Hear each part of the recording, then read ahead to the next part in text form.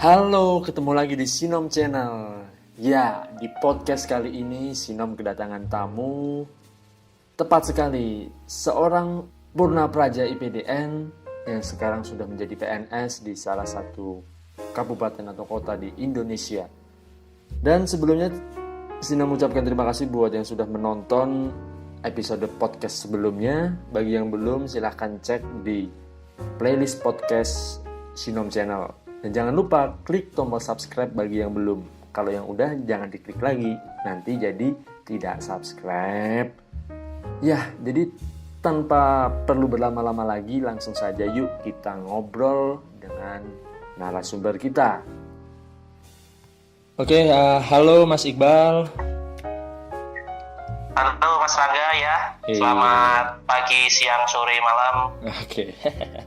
Nah, mungkin bagi pendengar Sinom Channel sendiri yang belum mengetahui Mas Iqbal ini adalah salah satu alumni dari IPDN, Institut Pemerintahan Dalam Negeri. Lulusan tahun berapa, Mas? Saya lulusan tahun 2016, Mas Rangga. 2016, berarti angkatan? Ya, angkatan 23. Angkatan IPDN, angkatan 23. Oke, nah kita ngomongin dari awal dulu ya Mas ya. Dulu kalau pas Mas Iqbal ini bisa akhirnya sampai keterima di IPDN ini, tesnya tuh ada berapa tahap sih Mas? Mungkin bagi teman-teman yang belum tahu gitu. Oh ya, untuk sebelum masuk ke syarat-syarat apa aja ataupun kiat-kiat mungkin ya Mas Rangga bisa dibilang supaya bisa masuk ke sana, mungkin saya mau cerita dulu dari awal. Kalau IPDN itu kan semacam sekolah kedinasan lah. Oke. Mungkin udah banyak lah teman-teman di luar sana yang tahu kalau IPDN ini sekolah kedinasan yang spesifikasinya itu di pemerintahan. Jadi nanti lulusannya itu akan langsung jadi PNS, ASN lah kalau sekarang sebutannya ASN, aparatur sipil negara. Terus kenapa bisa seperti itu? Karena IPDN sendiri sih sama kalau kayak teman-teman di luar tahu sekolah kayak STAN ataupun di sekolah tinggi ilmu statistik dan lain-lain ataupun Akpol dan Akmil. Nah sebenarnya sama sih kedinasan. Jadi sekolahan yang pada waktu pendidikannya itu ditanggung oleh negara, tetapi kita juga harus mengikuti aturan-aturan apa-apa aja yang ada di sana. Contoh, mungkin kita beda kayak kawan teman-teman yang mungkin di UNIF mungkin ya Mas Rangga ya. Kalau sebagai contoh aja, kalau teman-teman yang di UNIF kan pasti kos lah ya, kos. Lalu mungkin teman-teman di UNIF ini bisa ngambil jadwal ataupun mata kuliah yang bisa disesuaikan sama jadwal lah. Kalau kami yang di sekolah kedinasan ini nggak bisa. Jadi kami sistemnya adalah asrama, semuanya diatur oleh negara, dari mulai makan, tidur, sekolah sampai kegiatan hari-hari kami ini semua ditanggung oleh negara. Jadi kami nggak bisa yang kalau waktu luang nih lalu keluar main-main di luar, nongkrong atau apa segala macam, itu nggak bisa. Jadi ada waktu-waktu tertentu di mana kami diperbolehkan keluar. Jadi kayak gitu kan. Oke. Nah, itu kan ketika udah masuk gitu ya. Nah, pas dulu awal tesnya itu tuh berapa lama sih Mas? Seleksinya gitu? Untuk seleksinya sih bertahap ya Mas Rangga ya. Jadi tes pertama itu ada namanya tes administrasi. Nah, tes administrasi itu adalah di mana kita melengkapi berkas-berkas yang diperlukan untuk kita mendaftar ke situ. Oke. Lalu setelah lolos tes administrasi, kita lanjut ke ada namanya tes psikotes. Tes psikotes nih ya mungkin udah banyak lah teman-teman di luar yang tahu, banyak juga di link-link YouTube atau yang lain-lain, bisa dicari lah tes psikotes seperti itu. Lalu setelah lolos ke psikotes, kita masuk ke tes kesehatan. Tes kesehatan itu adalah tes semacam concern gitu loh Mas Angga. Jadi kita dicek apakah apakah paru-paru kita sehat, apakah gigi kita nih ada yang berlubang atau enggak, apakah kaki kita hijau atau enggak, ataukah kita punya riwayat penyakit ataupun apapun. Lalu setelah itu kita masuk ke tes jasmani. Nah, tes jasmani ini tes yang fisik. Jadi kita ada diberi waktu sekitar 12 menit untuk lari mutar lapangan lah istilahnya ya, 400 meter. Ini kita bisa berapa kali, lalu kita ada push up, sit up, pull up, dan lain-lain lah. Nah, lalu tes terakhir itu ada namanya tes akademik. Nah, tes akademik ini ya semacam tes yang pelajaran lah, tertulis lah. Nah, jadi ada soal-soal yang diberikan kepada kita jawab. Nah, nanti tinggal dari panitia penyelenggaranya yang menyeleksi. Nah, tapi untuk sekarang ini IPDN sendiri itu sudah sistemnya online. Jadi buat teman-teman di luar mungkin yang mau tahu gimana yang lebih detailnya ataupun mekanisme syarat ataupun apapun itu bisa langsung buka di website IPDN di www.ipdn.ac.id. Nah, bisa langsung dibuka di situ, udah ada informasinya di situ. Silakan mungkin teman-teman di luar mungkin kalau mau memahami dan mungkin berminat silakan bisa dibuka link webnya. Berarti kurang lebih 5 tahapan ya. Pantohir gimana tuh? 5 tahapan di daerah. Jadi setelah kita lolos tes-tes yang udah saya sebutin tadi di awal itu, kita langsung berangkat pantohir. Pantohir itu adalah pantauan akhir. Jadi kita datang ke kampus pusat IPDN di Jatinangor di Sumedang, Jawa Barat. Nah, nanti di sana kita berkumpul dari semua peserta-peserta dari seluruh Indonesia, diseleksi ulang lagi oleh panitia dari pusat. Nah, nanti baru diumumin apakah kita lolos atau enggak untuk dijadikan sebelum jadi istilahnya praja lah. Praja itu peserta didik di IPDN ini namanya praja. Nah, ya, kalau di universitas tuh mahasiswa lah ya sebutannya ya. Iya, benar sekali. Nah, kalau pas pantohir sendiri juga ada beberapa tahap berarti ya, termasuk tertulis maupun fisik gitu, Mas? Iya, kalau untuk pantohir sendiri kita mengulang 2 tes yang sebelumnya kita udah lakukan di daerah. Jadi yang kita ulang itu adalah tes kesehatan dan tes jasmani. Itu dia Mas Rangga. Berarti kalau tes istilahnya yang tertulisnya gitu udah nggak ada ya? Udah nggak. Jadi untuk tes tertulis sendiri itu pada waktu kita di daerah, pada waktu kita udah memasuki tahap pantohir, tahap akhir, tes akademik itu sudah nggak ada lagi lah. Jadi lebih ke arah difokuskan ke arah kesehatan kita, apakah kita ini sehat secara jasmani atau rohani atau enggak, seperti itu Mas Rangga. Nah, yang dimaksud dengan tes daerah itu berarti apakah di ibu kota provinsi masing-masing atau gimana tuh Mas? Jadi gini,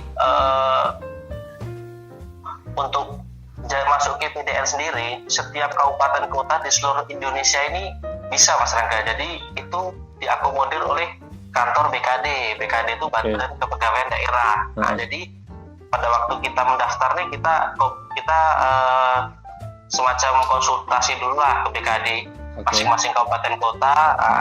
Bahwasanya kita mau mengikuti tes itu, bagaimana syarat-syaratnya apa aja. Nanti dari BKD sendiri akan mengarahkan gimana prosedurnya lah, seperti itu.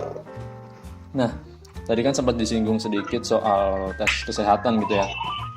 Nah, ketika mungkin kalau gigi berlubang udah pasti nggak bisa ya Mas? Sebenarnya gini sih Mas Rangga, sebenarnya kalau kita niat, jadi kan seumpama nih ya, saya punya keinginan masuk IPDN.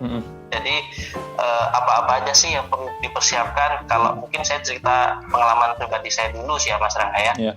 Dulu sebelum saya mengikuti tes itu saya check up pribadi dulu Mas. Jadi kita tahu apa aja yang kekurangan dari diri kita nih bisa kita perbaiki sebelum kita mengikuti tes resminya. Jadi seperti itu.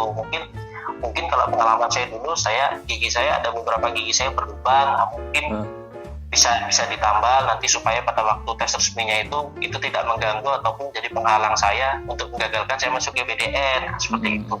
Nah, kalau gigi berlubang, oke lah kita bisa ikhtiar dengan ditambal dulu gitu ya. Nah, kalau Ini banyak juga sih soalnya pertanyaan-pertanyaan, kalau gigi yang patah itu apakah akan mempengaruhi penilaian, Mas? Untuk gigi yang patah, kalau seandainya pada waktu kita sudah mengikuti tes nih Mas Rangga ya, lalu ditemukan gigi itu patah, ya pasti mempengaruhi sih Mas, pasti mempengaruhi. Jadi kalau saran saya sih, daripada kita terhalang oleh gigi, mendingan kan zaman sekarang kan bisa lah kita mungkin buat gigi palsu atau semacam apalah, bisa lah diakal-akalin seperti itu, seperti itu. Oke. Nah, terus kalau dari fisik sendiri nih, tinggi badan, berat badan mempengaruhi nggak, Mas? Tinggi badan, berat badan mempengaruhi. Jadi ada spesifikasi khusus di situ Mas Rangga ya. Kalau untuk pria itu tinggi badan itu minimal 160 cm. Untuk wanita 155 cm. Untuk berat badan sendiri sebenarnya relatif sih Mas. Maksudnya asal nggak terlalu ideal, asal nggak terlalu yang over sih, menurut saya sih masih bisa lah. Nah, tes kesehatan udah, terus tes fisik itu apakah semua istilahnya yang akan jadi calon praja ini di tes renang, Mas? Harus bisa renang atau enggak? Kalau di tes renang sih enggak. Jadi sebagai informasi aja sih, karena lulusan IPDN sendiri kan disiapkan untuk sebagai birokrat, sebagai aparatur sipil negara, sebagai pelayan masyarakat di bidang pemerintahan, yang berbeda dengan mungkin teman-teman yang dari TNI Polri. Kalau mungkin dari TNI Polri pasti ada spesifikasi harus bisa berenang atau yang lain-lain. Tapi untuk kami sendiri yang di IPDN itu tidak ada yang namanya syarat khusus kalau harus bisa berenang. Karena arahnya untuk jadi pegawai negeri sipil. Seperti itu. Berarti tes renangnya pun juga nggak ada ya, Mas ya? Nggak ada, tes renang nggak ada. Tapi kalau mungkin teman-teman di luar mau belajar berenang supaya lebih keren, silahkan sih.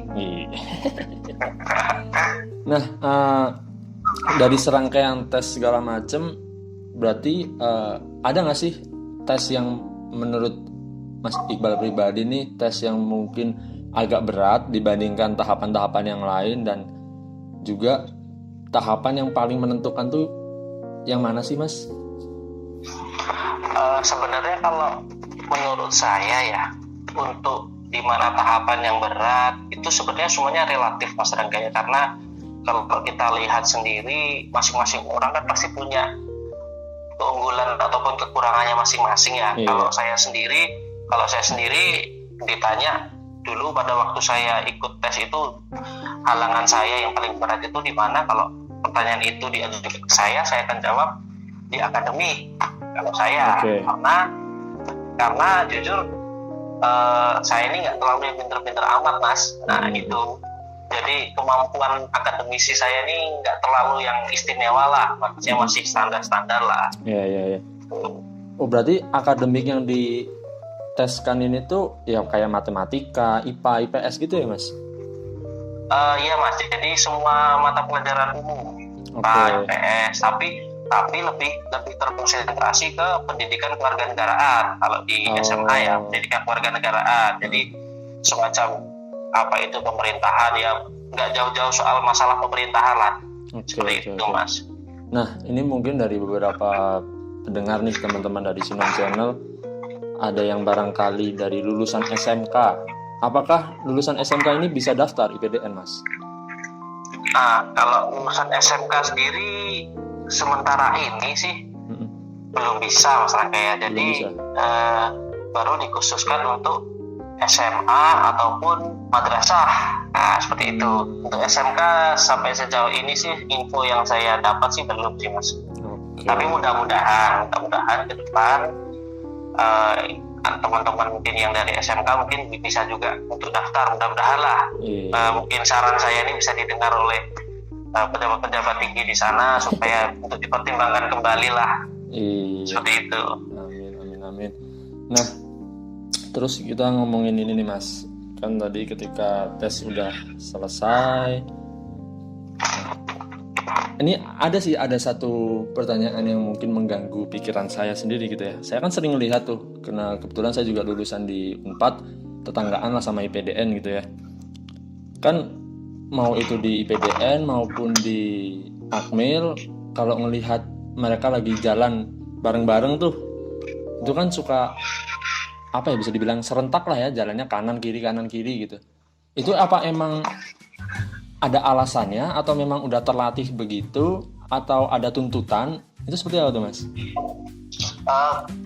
Kalau tuntutan ataupun keharusan sih nggak ada Mas Raka ya. Jadi mungkin karena kita di dalam ini terbiasa dengan sesuatu yang disiplin. Maksudnya sesuatu yang disiplin itu dari mulai olahraga pagi kita harus olahraga, dari mulai makan pagi kita harus sama-sama, dari mulai mata perkuliahan kita harus sama-sama juga, sampai siklus itu sampai kita tidur kembali. Nah, termasuk mungkin di dalamnya kan ada baris berbaris. Iya. Nah, jadi kita dilatih untuk baris berbaris supaya supaya lebih disiplin lah ya kalau saya bilang. Jadi mungkin juga menjaga nama baik sekolahan itu sendiri mungkin ya. Karena juga nggak mungkin kan, maksudnya kalau kita dari sekolah kedinasan lalu pada waktu kita bisa pesiar istilahnya Mas, kalau kita diperbolehkan keluar itu pesiar istilahnya. Lalu kita jalan-jalan seenak-enaknya kan, mungkin kan kita kan menjaga omongan orang-orang di luar. Nah, seperti itu sih Mas Raka. Lebih kepada kerapian sih kalau saya bilang. Iya. Nah, sekarang ini kita agak geser sedikit. Kan udah mungkin udah jadi rahasia umum gitu ya, bahwa kalau yang namanya sekolah kedinasan itu, apalagi kayak IPDN, kemudian Akmil, terus juga Akpol, itu kan istilahnya segala sisi kehidupannya itu kan harus diatur dan serba ini itu. Sedangkan banyak nih mungkin dari teman-teman yang ya pengennya ini hidupnya tuh bebas gitu, seenaknya dia sendiri, sedangkan akhirnya mereka harus terpaksa masuk ke akademi ini atas dasar keinginan orang tua atau tuntutan dari orang tua. Itu pesan Mas Iqbal sendiri buat mereka ini gimana tuh Mas? Jadi yang bisa dipungkiri ya Mas Rangga ya, maksudnya banyak juga dari teman-teman saya dulu pada waktu pendidikan itu tidak semuanya itu 100% ingin dan mau masuk ke situ. Jadi ada beberapa dari kawan-kawan saya juga yang masuk ke situ itu karena mungkin dorongan dari orang tua ataupun yang lain-lain lah. Jadi mungkin pesan saya sih kita harus bisa ini sih Mas, maksudnya memposisikan diri. Maksudnya saya pun nggak munafik, saya pun tidak 100% mau dan ingin masuk ke sana. Maksudnya ada faktor dari dorongan orang tua juga di situ kan. Jadi tapi kenapa saya bisa lulus dan menyelesaikan pendidikan? Karena pada waktu saya sudah masuk di situ, nggak mungkin saya terus akan hidup ataupun berperilaku semau saya. Nah, karena itu dampaknya akan pasti menghambat pada saat saya pendidikan, ataupun kemungkinan terburuknya saya bisa dikeluarkan. Nah, kalau hal-hal seperti itu terjadi kan, yang dirugikan kan bukan cuma saya, yang pasti kan itu kan akan mengecewakan orang tua di rumah juga.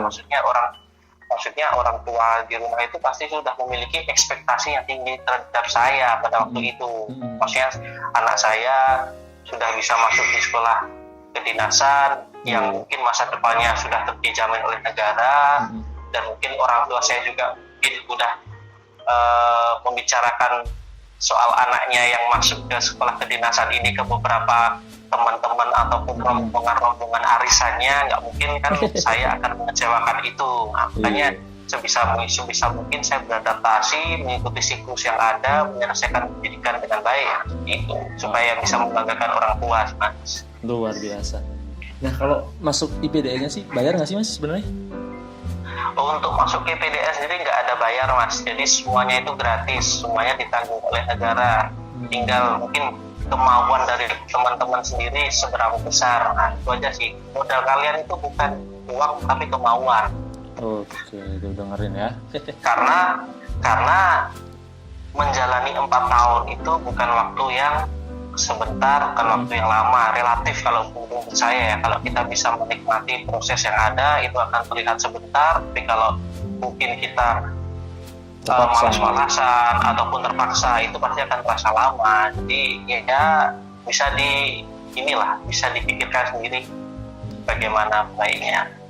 Nah, kalau di dunia perkuliahan itu kan kadang ada yang bisa lulus 4 tahun, ada yang sampai 12 semester baru lulus. Nah, kalau di IPDN sendiri itu udah wajib pasti semuanya pukul rata 4 tahun atau bisa juga lebih dari 4 tahun tuh, Mas? Kalau untuk wajib dan pasti sih enggak ya, Mas. Maksudnya gini,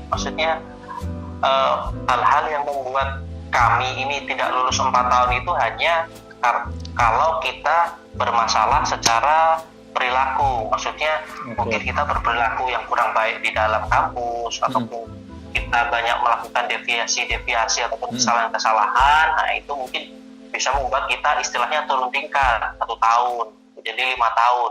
Tapi kalau apabila kita sudah melakukan deviasi dan kita diberikan sanksi turun tingkat 1 tahun, lalu di tahun berikutnya kita bermasalah lagi dan harus turun tingkat lagi, ya itu baru dikeluarkan. Jadi maksimal 5 tahun, Mas, di PDN.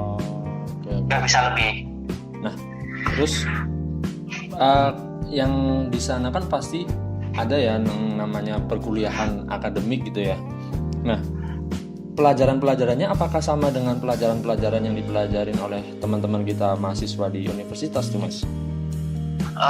Kalau masalah mata kuliah sih sama, Mas, ya. Maksudnya kami yang di kedinasan di PDN sama teman-temannya di UNIF itu mata kuliahnya itu saya rasa sama, semuanya sama. Yang membedakan itu hanya kalau kami ini harus asrama, itu aja sih, Mas. Dan di kami ini udah ada spesialisnya masing-masing, jadi masing-masing dari peserta didik ini udah diarahkan nanti si A ini akan masuk ke fakultas ataupun jurusan apa, lalu si B ini ke apa, nanti mata kuliahnya bisa menyesuaikan. Contoh seperti saya pribadi, saya adalah keuangan daerah, jadi mata kuliah yang saya dapat di IPDN itu adalah yang seputar dengan keuangan daerah yang nantinya kita gunakan untuk di dunia kerja seperti itu. Nah, fakultasnya berarti ada apa aja tuh, Mas, di IPDN, Mas? Untuk fakultas ada 2, Mas, manajemen pemerintahan dengan politik pemerintahan. Terus Mas Iqbal berarti masuknya? Saya fakultas manajemen pemerintahan jurusan keuangan daerah. Oke. Nah, kalau di universitas itu kan kita istilahnya menentukan dari awal gitu ya, kita mau masuk di mana, mau masuk di jurusan apa, bahkan ketika seleksi masuk perguruan tingginya pun juga udah menentukan jurusan. Nah, kalau di IPDN sendiri ini apakah ditentukan atau dari keinginan sendiri, Mas? Kalau di IPDN sendiri pada umumnya sih ditentukan oleh IPDN ya, Mas Rangga ya. Jadi kita nggak bisa untuk memilih saya akan masuk di jurusan ini, saya akan masuk di jurusan ini, kan nggak seperti itu. Jadi semuanya udah diatur oleh IPDN sendiri. Kita tinggal menjalankan lah, suka tidak suka kita menjalankan lah. Karena pada dasarnya setelah kita mungkin selesai di IPDN lalu masuk ke dunia kerja, lingkup dunia kerja di PNS sendiri ini kan luas. Jadi menurut saya nggak bisa kalau kita hanya menguasai satu jurusan ataupun satu spesialisasi. Lebih baik menurut saya daripada banyak tahu tapi sedikit, lebih baik sedikit tahu tapi banyak. Nah, seperti itu. Luar biasa. Nah, itu berarti ditentukannya itu pada saat tahun keberapa atau semester berapa gitu, Mas? Ditentukan pada waktu kita mulai naik ke tingkat 2. Jadi pada waktu tingkat pertama sih masih mata kuliah yang masih umum lah, seputar pemerintahan, masih general lah ya, Mas Angga ya. Nah, nanti setelah kita naik ke tingkat 2, itu baru nanti kita teruskan kita kemana. Dan pada akhirnya apakah mempengaruhi ketika penjurusan di fakultas manajemen pemerintahan itu nantinya juga akan mempengaruhi outputnya sebagai apa dan di instansi mana gitu, Mas?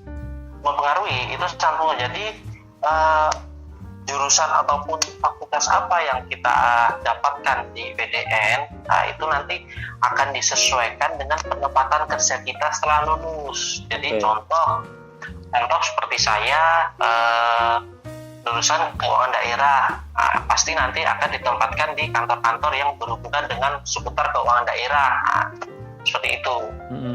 Ataupun di kantor-kantor di luar seputar keuangan daerah, tapi job desk-nya itu masih meliputi keuangan daerah. Nah, seperti itu. Pokoknya hal-hal yang masih berhubungan dengan keuangan. Nah, seperti itu. Oh. Tadi kan satu manajemen pemerintahan, satu lagi fakultas apa, Mas? Politik pemerintahan. Politik pemerintahan. Nah, kalau untuk teman-teman yang masuk ke politik pemerintahan itu, lulusnya masuk ke mana tuh, Mas? Jadi untuk masing-masing fakultas ini terpecah menjadi beberapa jurusan, Mas Rangga. Iya. Jadi contoh seperti manajemen pemerintahan ini cabangnya ada ke keuangan daerah, ada ke manajemen sumber daya aparatur, lalu ada di pemerintahan umum. Lalu kalau politik pemerintahan ini ada dia masuk ke otonomi daerah, lalu dia masuk ke analis politik pemerintahan dan lain-lain. Jadi kalau untuk politik pemerintahan sendiri sih arahnya nanti tergantung kantor ini menempatkan mau di mana. Jadi nggak ada Mas, paten tertentu kalau kita lulus sebagai politik pemerintahan kita akan ditempatkan di kantor A. Ini nggak ada seperti itu. Yang jelas job desk kita ini sesuai dengan apa yang kita pelajari dulu. Seperti itu. Berarti sesuai jurusannya ya, bukan fakultasnya ya? Ya, sesuai jurusannya, bukan fakultasnya. Oke. Nah, bentar. Terus kan kalau yang membedakan nih, yang namanya jadi PNS atau ASN gitu ya, yang jalur masuknya via IPDN dengan jalur umum bisa dikatakan, itu apa sih, Mas, yang membedakan gitu? Yang membedakan itu pastinya setiap tahun kami di IPDN pasti meluluskan 2.000 ataupun 1.500 lulusan. Jadi yang sudah masuk di IPDN itu sudah bisa dipastikan kalau dia bisa menyelesaikan pendidikan dengan baik dan lulus, dia pasti jadi PNS. Yang membedakan dengan mungkin kawan-kawan yang dari jalur umum, ya mungkin kalau yang dari jalur umum harus menunggu bukaan PNS seperti yang sekarang ini. Contoh kalau kita melihat ke belakang sekitar 2 atau 3 tahun yang lalu, kita kan tidak ada penerimaan CPNS. Nah, jadi yang kawan-kawan yang di luar dari PDN ya mungkin belum punya kesempatan untuk bisa mendaftar untuk jadi CPNS. Nah, seperti itu aja sih, Mas, yang membedakan. Tapi untuk nantinya setelah di dalam ataupun setelah bekerja, yang namanya lulusan IPDN ataupun yang bukan dari lulusan IPDN, yang dari jalur umum itu sama, semuanya bersinergi sama semua. Gak ada yang membedakan, hanya latar belakang pendidikan aja yang beda. Oke. Nah, terus kan yang saya tahu itu kan yang namanya PNS ataupun ASN ini kan ada yang di pemerintah daerah maupun pemerintah pusat ya, Mas. Iya. Kalau IPDN sendiri itu lulusannya itu apakah full semua mengisi dari pemerintah daerah sesuai dengan jurusan perkuliahannya masing-masing, atau juga bisa aja yang masuk ke kementerian gitu? Bisa aja, Mas. Jadi dari kami ini lulusan dari IPDN sendiri masuk ke semua lini pemerintahan, entah itu dari pemerintah pusat, pemerintah provinsi, ataupun pemerintah daerah. Jadi semuanya akan disebar ke dalam situ. Jadi semua pos-pos lini pemerintahan pasti ada lulusan dari IPDN. Jadi tidak ada paten-paten tertentu yang mengharuskan lulusan IPDN ini pasti masuk ke pemerintahan daerah, itu tidak. Jadi bisa masuk ke pemerintah pusat, bisa masuk ke pemerintah provinsi, bisa masuk juga di pemerintah daerah, kabupaten kota, seperti itu. Tapi balik lagi, yang menentukan penempatan kerjanya itu dari IPDN sendiri, Mas? Ya, dari kebijakan dari Kementerian Dalam Negeri. Karena IPDN ini kan sekolahan yang berada di bawah naungan Kementerian Dalam Negeri. Jadi masalah penempatan kami sendiri juga nanti itu adalah kebijakan ataupun urusan dari Kemendagri, di mana kami akan ditempatkan sesuai dengan kebutuhan daerah ataupun kebutuhan pemerintah provinsi dan pusat. Disesuaikan dengan itu. Nah, ketika nih ada dari rekan-rekan yang udah penempatan di pemerintah daerah, kemudian dia sendiri menginginkan untuk pindah ke pemerintahan provinsi maupun pusat, itu apakah memungkinkan, Mas? Memungkinkan, sangat memungkinkan. Jadi mungkin ada beberapa faktor mungkin ya Mas yang membuat mungkin seorang ASN ini ingin mengajukan mutasi. Mungkin salah satunya saya ambil contoh aja, mungkin mendekatkan diri dengan keluarga ataupun setelah dia menikah. Itu yang bersangkutan sendiri bisa mengajukan untuk mutasi ke daerah yang dituju sesuai dengan peraturan yang berlaku seperti itu, Mas Rangga. Bisa memungkinkan, sangat memungkinkan. Apa ada syarat-syarat khusus, Mas, agar bisa seperti itu? Untuk syarat-syarat khusus pasti semua daerah mengatur untuk perihal mutasi, Mas Rangga. Ya, maksudnya tidak semua daerah itu sama. Maksudnya untuk perihal persyaratan mutasi, tinggal bagaimana kita ditempatkan dan apa-apa saja persyaratan-persyaratan yang diperlukan seperti itu. Tapi untuk persyaratan yang sudah pasti harus dipenuhi sendiri adalah namanya surat rekomendasi menerima dari daerah yang dituju dan surat rekomendasi melepas dari daerah asal. Jadi seperti itu. Sisanya hanya semacam dokumen-dokumen pelengkap Amsterdam ya. Oke. Nah, intinya kan gimana kebijakan dari daerah masing-masing berarti kan ya yang menentukan. Iya betul, kebijakan dari daerah masing-masing. Karena seperti kita tahu sekarang ini antara penerimaan CPNS dengan pegawai-pegawai yang sudah masuki masa pensiun itu rasionya itu lebih banyak pegawai-pegawai yang sudah memasuki masa pensiun. Jadi jujur kita ini sekarang sedang mengalami kekurangan pegawai, Mas Rangga. Jadi kenapa bisa kita tahu 2 tahun ini pemerintah kita sangat membuka tes CPNS ini secara besar-besaran kalau saya bilang, karena untuk menutupi pegawai yang sudah memasuki masa pensiun ini, karena daerah sendiri sedang mengalami yang namanya kekurangan pegawai. Nah, seperti itu. Nah, terus kalau mengenai masa bakti nih, ada nggak minimal masa bakti agar bisa pindah gitu? Minimal harus berapa tahun dulu di daerah asal sesuai penempatannya itu baru bisa pindah, atau tidak ada aturan seperti itu, Mas? Kalau masalah masa bakti, jadi ada dua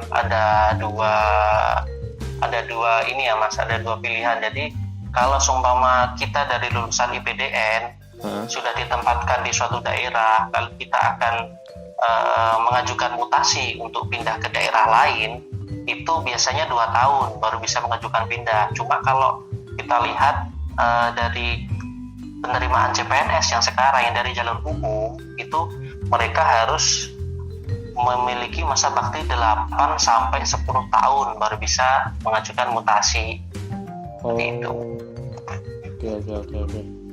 Nah, kalau ini taruhlah kan tadi kan udah sempat disinggung juga nih, ketika masa pendidikan ya bisa dibilang itu ada yang mungkin tidak sesuai atau bahkan melanggar aturan-aturan yang berlaku, itu akan dikeluarkan setelah dia menerima istilahnya penurunan 1 tingkat di bawahnya.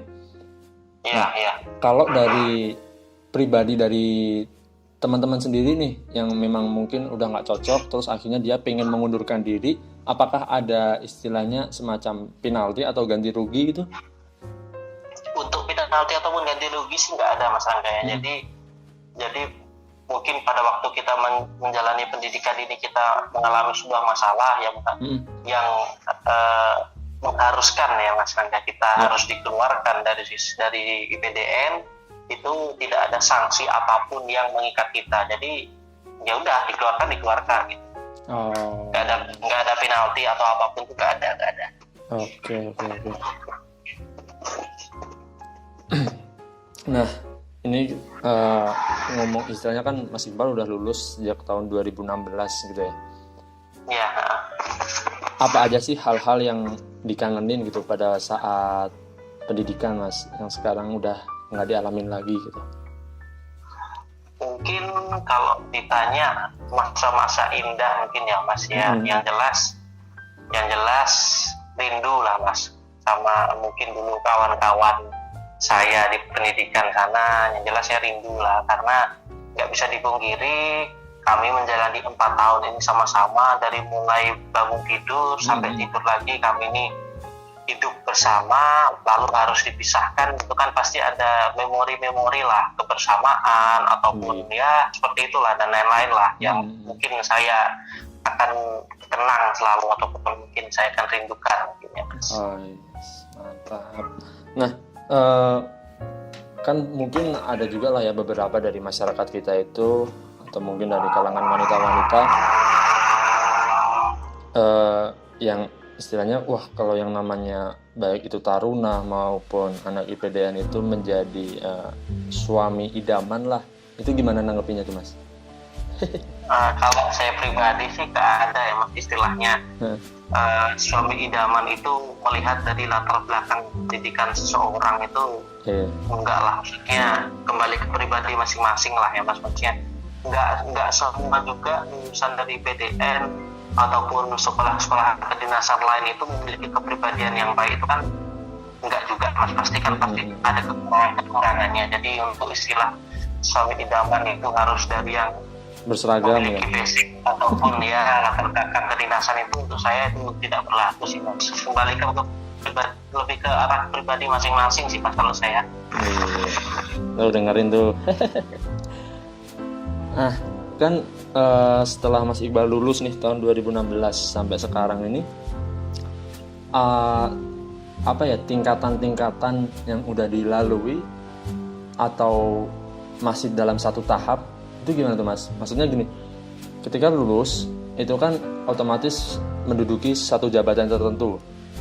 Nah, setelah itu apakah sudah merasakan yang namanya jenjang karir ke tingkat berikutnya atau memang belum waktunya gitu? Ada aturan seperti itu nggak? Kalau aturan seperti itu sih ada Mas Rangke. Jadi untuk saya sendiri sekarang kebetulan masih dalam tahap staff, jadi saya pun belum menduduki sebuah jabatan tertentu di kantor. Saya pun masih staff, tapi secara pangkat saya sudah bisa memenuhi itu. Jadi mohon doanya lah untuk saya. Pasti. Mudah-mudahan lah. Tapi untuk sekarang saya masih dalam tahap staff. Oke. Berarti kan dipukul rata semuanya itu begitu lulus ya mulai dari level staff ya Mas ya? Iya, semuanya dari level staff. Semuanya dari level staff. Kemudian yang membedakan waktu antara si A dengan si B yang sama-sama lulusan IPDN itu bisa naik ke tingkat berikutnya itu ada nggak Mas? Apa memang harus ada minimal waktu sekian dulu baru bisa naik, atau ya tergantung dari kinerja mereka masing-masing gitu? Nah, jadi semuanya ini bersinergi Mas ya. Jadi kalau ditanya mungkin akan beda di suatu daerah A dengan di suatu daerah B. Mungkin di satu daerah A ini mungkin lulusan dari PDN, jadi ini bisa cepat menduduki sebuah jabatan karena mungkin banyak faktor. Contoh jumlah pegawai yang tidak terlalu banyak, ataupun banyaknya pegawai-pegawai yang masuk masa pensiun, seperti itu. Tapi bisa juga di kota-kota besar itu persaingan untuk menduduki sebuah jabatan itu pasti akan sangat ketat. Contoh, kita ambil contoh aja ya Mas, di DKI Jakarta. Nah, persaingan di DKI Jakarta sendiri pasti akan lebih ketat daripada persaingan di Kota Magelang, seperti itu. Jadi yang orang-orang yang dinas di DKI Jakarta sendiri akan lebih lama naiknya daripada yang di Kota Magelang apabila kita sama-sama startnya sama ya Mas, tapi tidak 100% juga. Jadi semua juga didukung oleh faktor bagaimana kinerja kita di kantor, apakah pangkat kita sudah mencukupi atau belum untuk menduduki sebuah jabatan, seperti itu. Oke. Nah, terus kan kalau kita ngomongin penempatan ya Mas ya, yang namanya penempatan itu kan berarti ditentukan oleh IPDN dan itu mencakup untuk seluruh Indonesia. Iya. Nah, bagi teman-teman nih yang sekiranya ada keraguan di situ, dari Mas Iqbal sendiri meyakinkannya gimana tuh Mas? Jadi mungkin ada teman-teman yang pengen sebenarnya jadi masuk IPDN ataupun akademi yang lainnya, tetapi dia dia nggak mau jauh-jauh dari daerah asalnya. Itu seperti apa tuh Mas? Meyakinkan mereka gitu? Oh ya, kalau untuk meyakinkan ya saya sih berpesan ya mungkin buat teman-teman di luar sana, kalau yang masih memiliki pemikiran saya ingin masuk ke IPDN tetapi saya nggak mau ataupun susah untuk jauh dari orang tua, ya silahkan kalian urungkan niat kalian untuk masuk ke IPDN, karena itu adalah resiko yang harus kalian ambil setelah masuk IPDN. Ada harga yang harus dibayar. Ibaratnya negara sudah memberikan kita jaminan masa depan sebagai ASN, sebagai PNS, ya kita harus membayar ataupun kita harus memberikan bakti kita kepada negara, entah dimanapun kita nantinya ditempatkan. Seperti itu Mas Angga. Jadi semuanya kembali ke kemauan Mas Angga ya. Semua seberapa besar kemauan kita untuk masuk ke PDN, untuk bisa mengabdi menjadi ASN, entah apapun itu risikonya. Salah satunya mungkin tadi udah disinggung oleh Mas Rangga sendiri, masalah penempatan jauh dari orang tua dan lain-lain, yaitu sudah menjadi resiko. Seandainya kita ditempatkan jauh dari orang tua ataupun jauh dari daerah asal, kan kita kan memiliki waktu untuk bisa mengajukan mutasi itu sendiri. Jadi tidak selamanya seperti itu. Nah, terus kan banyak juga sih yang pengen gitu ya, atau bahkan sampai mati-matian gimana caranya biar bisa jadi PNS maupun ASN, karena mereka beranggapan bahwa ketika mereka udah bisa menjadi itu, yang namanya kesejahteraan hidup bahkan sampai pensiun pun sudah jelas lah, punya masa depan yang jelas gitu. Emang yang Mas Iqbal pribadi sendiri merasakan benefitnya memang se-worth it itukah, dan layak mereka bisa dibilang memang menginginkan hal-hal seperti itu gitu Mas, benefit yang diterima gitu? Iya, sebenarnya untuk masalah benefit pemasukan lah ya Mas, saya bisa bilang pemasukan lah ya Mas. Untuk pemasukan sendiri sih relatif Mas ya, maksudnya untuk ukuran saya yang masih pegawai baru lah, masih 4 tahun, masih memiliki masa bakti saya masih 4 tahun, relatif lah, maksudnya oke lah. Mungkin PNS ataupun ASN sendiri ini udah dijamin masa tuanya. Cuma kalau mungkin untuk teman-teman di luar yang menginginkan gaji besar melalui jalur PNS, saya rasa sih bukan keputusan yang tepat ya Mas Rangga ya, karena seperti kita tahu pendapatan ASN sendiri tidak sebesar lah yang Mas, bisa dibilang tidak sebesar beberapa profesi-profesi lain yang lebih menjanjikan. Seperti mungkin kita maksudnya pendapatan seorang PNS pasti akan lebih kecil dari seorang pengusaha. Pendapatan seorang PNS untuk yang masih level staff ya Mas, saya bilang ya, bukan yang udah memiliki jabatan-jabatan tertentu, itu pasti akan lebih kecil dari mungkin kawan-kawan yang kerja di, saya sebut aja Pertamina ataupun yang lain-lain, BUMN negara yang lain, pasti seperti itu. Cuma ada jaminan hari tua yang bisa kita dapat di situ seandainya kita menjadi PNS. Jadi merangkak dari bawah Mas Rangga, bisa saya bilang. Ini mungkin sedikit, apakah ada pesan nih, karena kan nggak bisa dipungkirin ada beberapa teman-teman kita yang mungkin secara doa orang tua juga udah ibaratnya mendukung, terus juga dari kemauan anaknya sendiri juga besar gitu, pengen masuk dan pengen menjadi anggota bagian, tapi mengalami kegagalan dalam proses seleksi gitu. Pesan Mas Iqbal buat teman-teman kita yang gagal itu apa Mas? Mungkin pesan saya ya Mas, mungkin kawan-kawan di sana yang mungkin belum beruntung ya Mas, belum beruntung, masih banyak jalan lain sih Mas, maksudnya masuk di PDN atau sekolah-sekolah kedinasan yang lain itu adalah bukan akhir dari segalanya. Jadi masih banyak jalan yang mungkin bisa dicari lah dari kawan-kawan di luar sana. Banyak profesi lah yang masih banyak kemungkinannya lah seperti itu untuk bisa masuk di luar dari sekolah kedinasan sendiri. Jadi intinya masuk di sekolah kedinasan itu bukan segalanya. Kalaupun mungkin kita gagal dalam proses seleksi, ya itu mungkin masih belum rezeki kita lah. Maksudnya kita harus tetap semangat mencari kesempatan kerja yang lain, karena buat saya berdedikasi untuk negara kita ini tidak harus ataupun tidak melulu hanya melalui dari jalur pemerintahan. Masih banyak jalur-jalur lain yang bisa kita ambil supaya jadikan Indonesia ini lebih maju seperti itu. Keren. Nah, terus nih buat pesan mungkin buat adik-adik praja yang mungkin sekarang juga masih dalam masa pendidikan, pesan Mas Iqbal buat junior lah ya, bisa dibilang apa Mas? Monggo Mas. Pesan saya untuk adik-adik saya yang masih menjalani proses pendidikan, ya yang penting tetap semangat, semua akan indah pada waktunya, dan satu lagi, negara menunggu dharma baktimu. Wih, keren. Dengerin Nah, kalau dari Mas Iqbal sendiri nih, tadi kan mungkin di awal juga sempat disinggung bahwa untuk masuk IPDN ini bukan 100% dari diri Mas Iqbal sendiri. Tujuan Mas Iqbal sendiri kalau secara Mas Iqbal pribadi masuk ke IPDN itu apa Mas?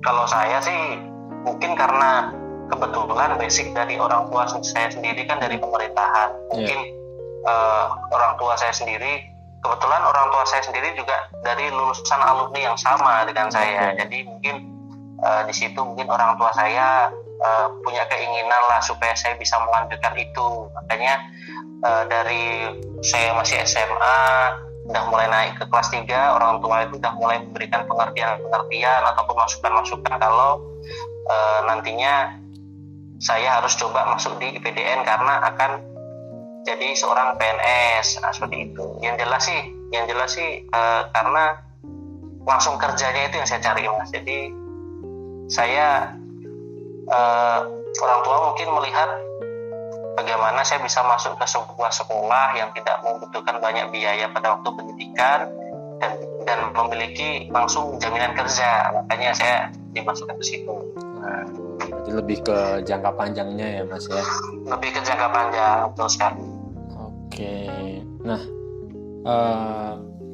kalau pesan-pesan nih buat mungkin ya adik-adik kita milenial yang sekarang ya bisa kita tahu sendiri secara pergaulannya sudah beda, kemudian cara bermainnya juga udah sangat jauh berbeda, ditambah lagi dengan hadirnya kemajuan teknologi sekarang ini. Ada nggak pesan-pesan khusus untuk mereka gitu Mas? Mungkin pesan-pesan tuh buat adik-adik sekarang yang masih SMA ya misalnya kayak ya silahkan kalian mulai berpikir untuk menentukan masa depan kalian. Jadi seperti apa kalian hari ini itu adalah cerminan kalian 5 tahun ke depan. Jadi kalau dari mulai sekarang kalian udah memiliki pergaulan-pergaulan yang kurang baik ataupun masih terlalu freedom seperti ya Mas ya, silahkan kalian perbaiki, silahkan kalian mulai pikirkan bagaimana masa depan kalian ke depan, karena hidup itu terus berjalan, tidak mungkin kalian akan stay pada satu titik ini, kalian pasti akan berproses seperti itu. Oke. Nah, kalau suka dukanya di posisi Mas Iqbal sendiri ini kan mungkin kalau ya yang namanya yang benefit segala macam itu udah masuk ke keuntungan ya Mas ya. Tapi kalau ada nggak sih sebenarnya sisi negatifnya atau mungkin sisi nggak enaknya gitu, nggak enaknya di posisi sekarang itu ada nggak sih? Nggak ada sih Mas, kalau saya rasa semua pasti semua orang zaman sekarang pasti mau sih, saya kira jadi PNS nggak ada yang nggak mau. Makanya saya bilang saya bersyukur dengan profesi saya sekarang dan menurut saya nggak ada dukanya, saya menikmati semuanya seperti itu. Oke, nah ini udah hampir 1 jam nggak kerasa ya dan tidak terpotong apa-apa juga. Nah terakhir nih dari Mas Iqbal yang mungkin saya tanyakan, barusan tadi kan mungkin udah ya pesan untuk millennials, kemudian pesan juga untuk yang mungkin gagal. Dan ini terakhir nih Mas, sebagai penutup juga, pesan buat mungkin ya teman-teman kita juga banyak mungkin yang masih nganggur atau mungkin sudah bekerja tapi tidak menikmati pekerjaan yang sekarang gitu, karena mungkin ya melihat dia mungkin di pekerjaan swasta atau mungkin jadi pengusaha, wah melihatnya ke arah wah enaknya kayaknya jadi PNS gitu. Pesan-pesan buat mereka, monggo Mas. Kesan pesan untuk mereka sih, kalau dari saya pribadi, silahkan kalian syukuri apa yang kalian dapat sekarang. Maksudnya entah kalian sudah bekerja di sebuah perusahaan ataupun sebuah institusi apapun, ya silahkan kalian syukuri apapun itu. Maksudnya untuk saya sih pendapatan ataupun keuangan, keuntungan berapa gaji kita itu relatif seberapa bagaimana kita mengelola itu. Dan untuk mungkin teman-teman yang masih mencari pekerjaan di luar sana, ya silahkan tetap semangat. Maksudnya memang tidak bisa kita pungkiri di zaman sekarang ini yang namanya mencari pekerjaan itu sangat susah. Jadi ya silahkan ulet lah, yang penting modal ulet bagaimana kita sering-sering cari-cari informasi apakah ada lowongan pekerjaan di manapun itu. Yang intinya kalau saya pribadi untuk fresh graduate, jangan pernah pilih-pilih pekerjaan. Silakan ambil pekerjaan apapun itu, karena pengalaman kerja itu sangat penting sekali untuk saya seperti itu. Iya.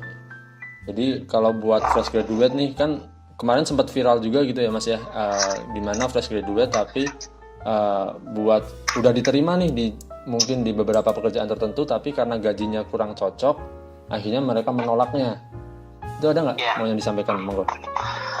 Kalau saya sih makanya sudah saya singgung tadi sebelumnya, Serangga, untuk fresh graduate, kalau saya pribadi sih lebih baik janganlah untuk kita memberikan kisaran, saya mau dengan gaji segini karena saya lulusan dari ini. Untuk saya, menurut saya itu kurang bijak sih. Maksudnya itu teman-teman kita di luar sana ya dari pekerjaan, kenapa masih ada orang-orang yang sudah diterima di sebuah pekerjaan tertentu, tapi mungkin karena dia kurang cocok dengan gajinya, lalu dia merasa memberontak atau apapun itu. Menurut saya itulah sikap yang kurang baik. Oke, siap lah. Oke, terima kasih nih Mas Iqbal waktunya udah mau main-main ke Sinom Channel. Dan barangkali sama-sama Mas Angga. Barangkali dari teman-teman pendengar yang mungkin ada pertanyaan-pertanyaan yang belum bisa terjawab di podcast ini, bisa ajukan pertanyaan di bawah. Dan terima kasih sekali lagi Mas Iqbal, semoga sukses karirnya, semoga cepat juga naik jabatannya, dan habis menikah juga selamat. Semoga menjadi keluarga yang sakinah mawaddah warahmah, dan berkah terus dan dijauhkan dari segala sesuatu bahaya. Oke, gitu aja Mas Iqbal. Terima kasih. Assalamualaikum warahmatullahi wabarakatuh. Waalaikumsalam warahmatullahi wabarakatuh. Terima kasih bagi yang sudah mendengarkan podcast ini sampai selesai. Semoga ada manfaat yang bisa kalian ambil dari sini, dan jangan lupa share ke teman-teman atau ke saudara-saudara yang sekiranya membutuhkan informasi ini juga. Jangan lewatkan episode-episode podcast selanjutnya yang Sinom akan datangkan dari berbagai jenis kalangan pekerjaan. Jadi, jangan lupa, Sinom ingatkan lagi untuk subscribe buat yang belum subscribe. Akhir kata, Assalamualaikum warahmatullahi wabarakatuh.